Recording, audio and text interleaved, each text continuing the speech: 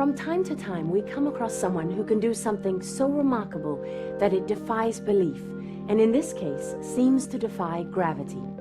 It's the story of Alex Honnold. He's a 26-year-old rock climber from Sacramento, California. But not just any rock climber. He scales walls higher than the Empire State Building, and he does it without any ropes or protection. It's a kind of climbing called free soloing, and the penalty for error is certain death. We first heard about him in a movie called Alone on the Wall.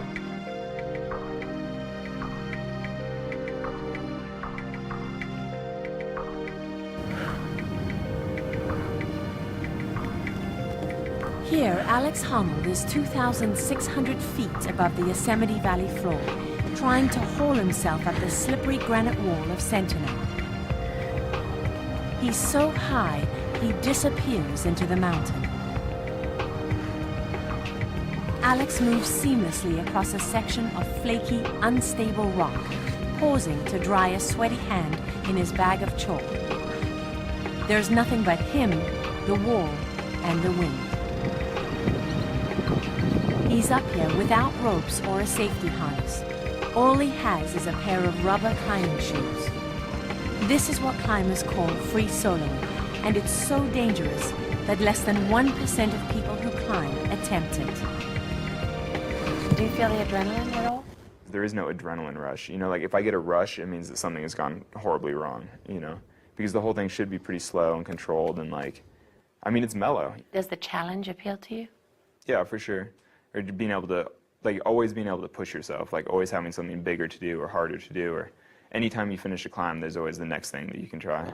But what it's like to be up real high, because, you know, but you can get some kind of idea about it just by walking to the edge of a cliff or edge of a building. You look over, and your body you have a visceral sort of effect. You know, you can dial it off with a lot of experience, but not all the way off. So where you just lose your stomach. Yeah.